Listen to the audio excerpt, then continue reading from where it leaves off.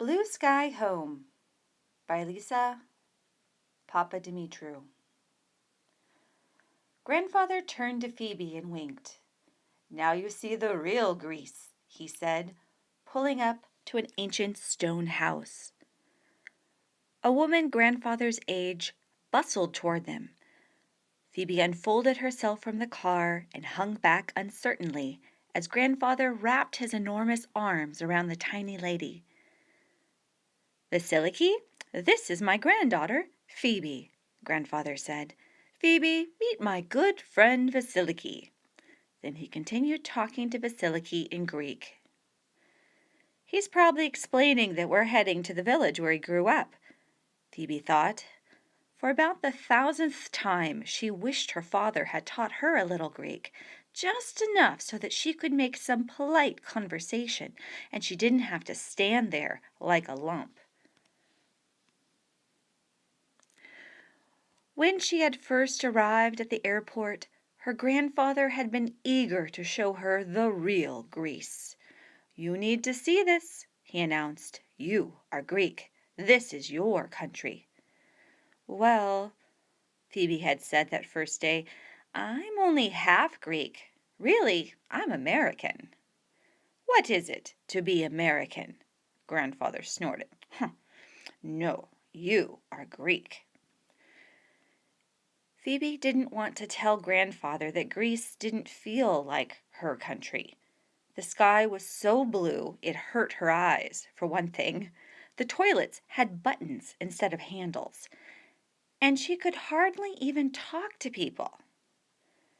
Now Vasiliki said something in Greek and blinked at Phoebe expectantly. "I'm sorry," Phoebe said to her.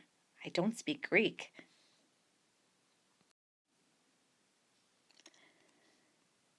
"I'm sorry, I don't speak Greek."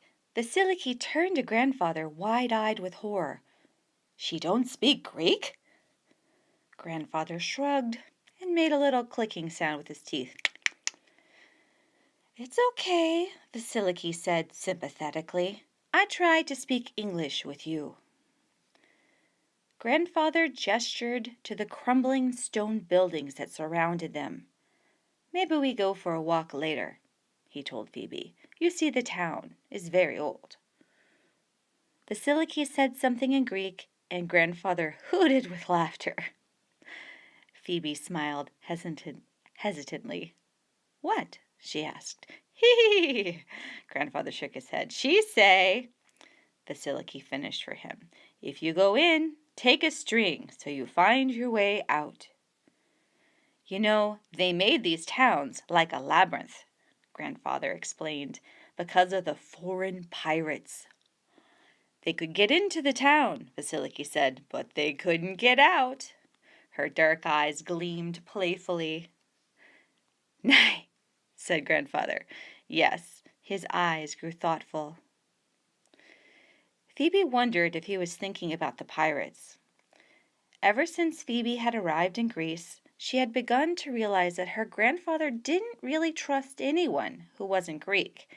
She had never seen this side of him before, and it made her feel a little uneasy. "How is your father?" Vasiliki asked. "I don't see him since he was baby. You have photo?" Phoebe hesitated, then dug into her bag and pulled out a picture taken on her 12th birthday. "That's my dad on the left," she said. "Beautiful, beautiful," Vasiliki said, squinting at the photo. Grandfather leaned in to look at the picture. "Who is this?" he asked suspiciously. Phoebe didn't have to look at the photo to know which person he was pointing to. "Oh, that's my best friend," Phoebe replied. "Nadia." Vasiliki held the photo closer to her eyes. "What is she?" she asked. For a moment, Phoebe wasn't sure how to respond. She knew what Vasiliki meant.